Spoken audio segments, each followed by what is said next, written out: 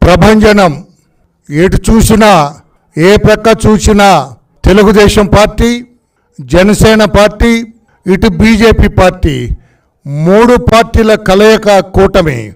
చంద్రబాబు నాయుడు గారి సుదీర్ఘ రాజకీయ అనుభవం, గ్రేట్ కంట్రీ ప్రధానమంత్రి మోడీ గారి చరిష్మా, ఇటు పక్కన matinee hero super star Shri Pawan Kalyan గారి ఆకర్షణ, ఈ మూడు కలిసి ఈ రోజున ప్రభంజనాన్ని సృష్టించిన ఆంధ్రప్రదేశ్ రాష్ట్రంలో ఎప్పుడైతే కూటమిగా ఏర్పడ్డారో అప్పుడే ఎవరైతే ప్లీజ్ ఎప్పుడైతే ఈ మూడు పార్టీలు కూటమిగా ఏర్పడ్డాయో అప్పుడే జగన్మోహన్ రెడ్డి గుండెల్లో రైళ్లు పరిగెత్తినాయి. ఇక నేను గెలిచేది లేదు, నా పార్టీ లేదు, నాకు అధికారం లేదని ఆ రోజునే అనుకున్నాడు అతను.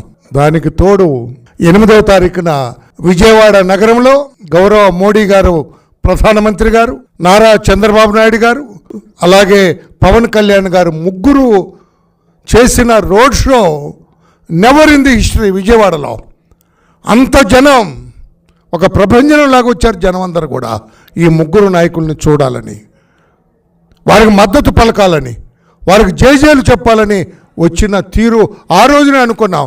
ఎస్, ఈ కూటమి ల్యాండ్ స్లైడ్ విక్టరీ కొట్టబోతుంది. ఈ జగన్మోహన్ రెడ్డి అరాచక పరిపాలనకు స్వస్తి పలకబోతుంది. ఈ జగన్మోహన్ రెడ్డి అప్రజాస్వామిక పరిపాలనకు చరమగీతం పాడబోతుంది. ఈ జగన్మోహన్ రెడ్డి రాజ్యాంగ వ్యతిరేక పరిపాలనకు తిలోదకాలు ఇవ్వబోతుందని ఆ రోజునే అనుకున్నాం. 13వ తారీఖున పోలింగ్ రోజు అనుకున్నాం. ఆ పోలింగ్ సరళ గమనించాం. వన్ సైడ్ అయిపోయింది పోలింగ్ అంతా కూడా. ముఖ్యంగా మహిళలైతే మాకొద్దు ఈ జగన్, మాకొద్దు ఈ జగన్ పరిపాలన, మాకొద్దు ఈ రాక్షస పరిపాలన అనుకొని వాళ్ళందరూ కూడా అర్ధరాత్రి కూడా క్యూలో నిలబడి ఓట్లేసిన విధానాన్ని గమనించాము. అయిపోయింది జగన్మోహన్ రెడ్డి పైన అనుకున్నాం. తర్వాత ఈరోజు కౌంటింగ్ చూసిన తర్వాత ప్రతి కౌంటింగ్ సెంటర్లో కూడా ప్రభంజనం. చాలా చోట్ల వెళ్ళిపోయారు, చాలామంది అవుట్, బయటకు వెళ్ళిపోయారు. ఇక భవిష్యత్ కౌంటింగ్ కూడా ఉండకుండా 3వ రౌండ్కే వాళ్ళు ముళ్ళ సర్దుకొని చాలా చోట్ల వెళ్ళిపోయారు. ఇక్కడ ఒక్క విషయాన్ని నేను గుర్తు చేస్తూ ఉన్నాను. నేను పాత్రికేయ సోదరులారా, ఆనాడు శాసనసభలో తన సతీమణికి జరిగిన అవమానాన్ని ఆయన జీర్ణించుకోలేక ఒక శపథం చేసి, ఇది కౌరవ సభ, ఈ కౌరవ సభ నుంచి నేను బయటకు వెళ్తూ ఉన్నా, ఈ కౌరవ సభ గౌరవ సభగా మారిన రోజే మరలా తిరిగి శాసనసభలో అడుగు పెడతానని చెప్పి తర్వాత శాసనసభ ముఖం చూడలేదు మా పార్టీ అధినేత మాన్యశ్రీ నారా చంద్రబాబు నాయుడు గారు. జరిగింది కురుక్షేత్ర సంగ్రామం. ఈ రోజున కౌరవులు పలాయనం చిత్తగించారు, కౌరవ వధ జరిగింది. ఈ రోజున పాండవులు విజయం సాధించారు. ఆ పాండవ పక్షమే ఈ రోజున ఈ ఎన్డీఏ అలయన్స్. మోడీ గారు ఒక ప్రక్క, చంద్రబాబు నాయుడు గారు ఇంకొక ప్రక్క, ఆ ప్రక్క పవన్ కళ్యాణ్ గారు, ముగ్గురు కలయిక ఈ రోజున ఒక ల్యాండ్ స్లైడ్ విక్టరీకి శ్రీకారం చుట్టిందని చెప్పి కూడా తెలియజేస్తూ ఉన్నాను నేను. ఈ ప్రపంచం ఇలాగే కొనసాగుతుంది.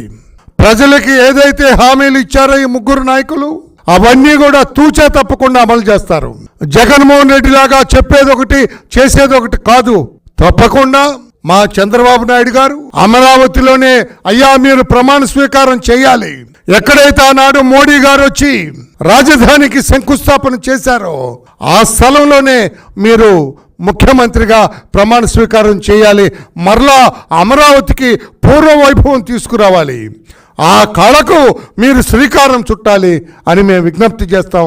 తప్పకుండా అక్కడే అమరావతిలోనే ప్రమాణ స్వీకారం చేసేటట్లుగా ఆయనకి విజ్ఞప్తి చేస్తామని చెప్పి కూడా తెలియజేస్తూ మన జనసేన పార్టీ నుంచి పెద్దలు, ఆ party political secretary Pawan Kalyan గారికి పొలిటికల్ సెక్రటరీ, పార్టీ సీనియర్ నాయకులు, పవన్ కళ్యాణ్ గారికి అత్యంత ఆప్తులు, ఆయనకు దగ్గర మనిషి శ్రీ హరిప్రసాద్ గారు ఉన్నారు. వారు కూడా మాట్లాడతారు. హరిప్రసాద్ గారు. ధన్యవాదాలు రామయ్య గారు. మీడియా మిత్రులందరికీ నమస్కారం. సునామీ లాంటి ఈ విజయం పవన్ కళ్యాణ్ గారు, చంద్రబాబు గారు, మోడీ గారి మీద ప్రజలకున్న నమ్మకానికి నిదర్శనం. ఈ విజయం ఈ రాష్ట్రానికి ఎంతో అవసరం, ఎంతో మేలు చేస్తుందని భావిస్తున్నాం. ఎందుకంటే అగ్రగామిగా ఉండే ఆంధ్రప్రదేశ్ అన్ని రంగాల్లోనూ వెనకబడిపోయింది. ఇంకొక 5 ఏళ్ల పాటు ఈ ప్రభుత్వాన్ని భరించే స్థితిలో లేవని ప్రజలంతా ఒక నిర్ణయానికి వచ్చేశారు. దానికి నిదర్శనమే సునామీ లాంటి ఈ ఫలితాలు. సునామీ ఎలా వస్తుంది మనందరికీ తెలుసు. ముందు భూకంపం, ఆ తర్వాత సముద్రపు అలలు ఎలా ముంచేస్తాయో. గత నెల 13వ తారీఖున జరిగిన పోలింగ్ కూడా భూకంపం నాటిదే. 81.66% ఓటింగు నమోదైందంటే ఈ రాష్ట్ర ప్రభుత్వం మీద ఎంత వ్యతిరేకత ఉందో అర్థమవుతుంది. ఆ రోజు ఓటింగ్ సరళిని విశ్లేషిస్తే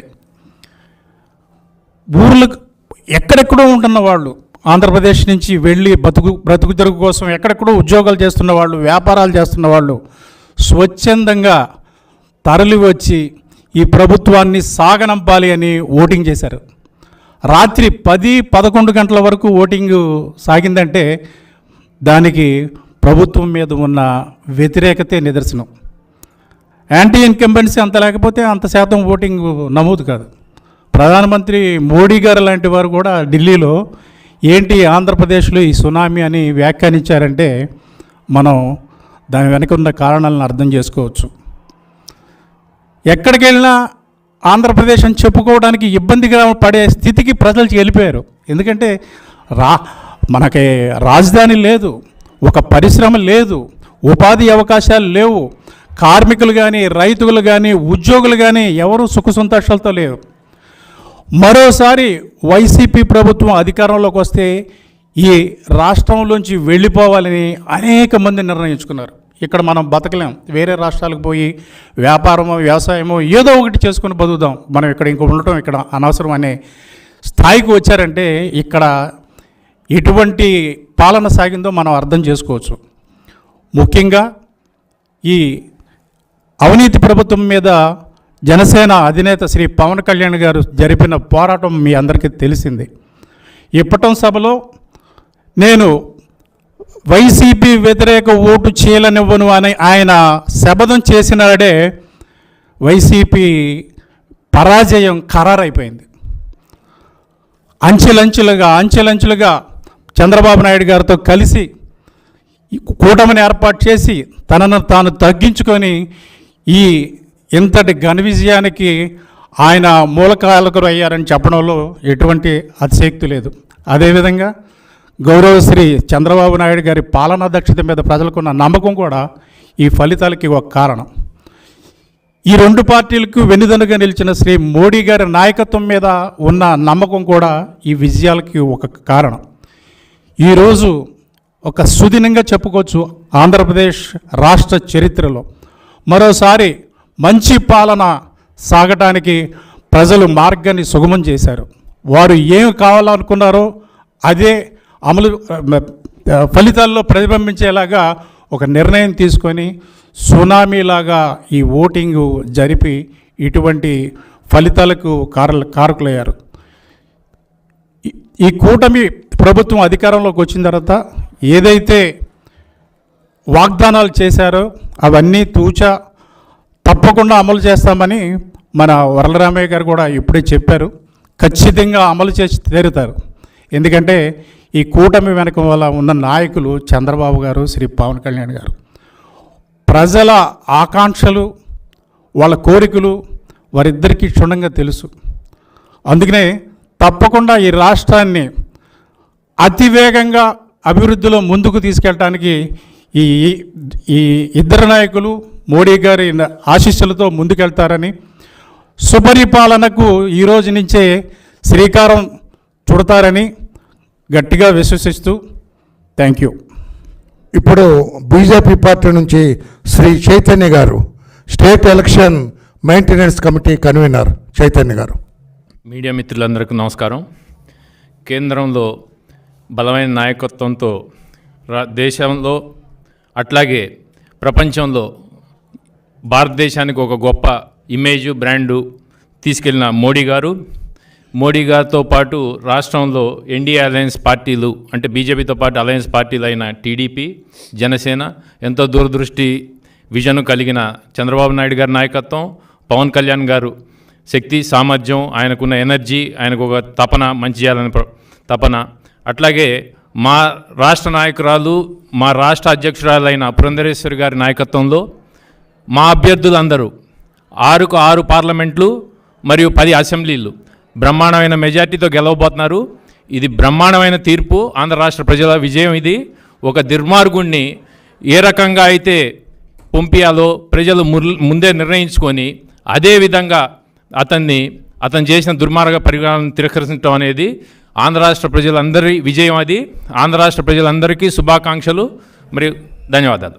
ఆనాడు చంద్రబాబు నాయుడు గారి ఇంటికి ఆత్మకూరులో ఎస్సీ వర్గానికి చెందిన మాదిగలందరూ కూడా వైకాపా దెబ్బకు భయపడి, వారి దాడులకు భయపడి ఊరంతా ఖాళీ చేసి, ఆత్మకూరు ఖాళీ చేసి వెళ్ళిపోయారనే నేపథ్యంలో వాళ్ళని తిరిగి to restore them in that village వాళ్ళందరినీ తీసుకొని వెళ్ళటానికి బయలుదేరినప్పుడు ఆయన ఇంటి గేట్లు క్లోజ్ చేసి గేట్లకు తాళ్లు కట్టారు ఈ జగన్మోహన్ రెడ్డి గారు. ఆనాడు చంద్రబాబు నాయుడు గారు చెప్పారు, మిస్టర్ జగన్మోహన్ రెడ్డి, ఈ రోజున నా గేటుకు నువ్వు తాళ్లు కట్టావు, ఈ తాడే నీకు భవిష్యత్తులో ఉరితాడై నిన్ను అధికార పీఠం నుంచి అధోపాతాళానికి తొక్కుతుందని ఆ రోజు మా నాయకుడు చెప్పారు. అది ఈరోజు నిజమైందని చెప్పి కూడా జగన్మోహన్ రెడ్డి గారికి తెలియజేస్తున్నాం. అంతేకాదు, ఏ తప్పు చేయని చంద్రబాబు నాయుడు గారిని అరెస్ట్ చేశారు, 52 రోజులు జైల్లో పెట్టారు, సెంట్రల్ జైల్లో. ఆ రోజునే రాష్ట్ర ప్రజలందరూ అనుకున్నారు ఇతను ఒక్క క్షణం కూడా అధికారంలో ఉండటానికి వీలేదని చెప్పి. ఇవన్నీ కూడా జగన్మోహన్ రెడ్డి కక్ష సాధింపు, ఫ్యాక్షనిస్ట్ మెంటాలిటీకి నిదర్శనాలని చెప్పి కూడా తెలియచేస్తూ సమయోచితంగా, సందర్భోచితంగా వ్యవహరించిన ఓటర్ మహాశయులందరూ కూడా మరొక్కసారి అభినందనలు, కృతజ్ఞతలు తెలియజేస్తున్నాం. Thank you all.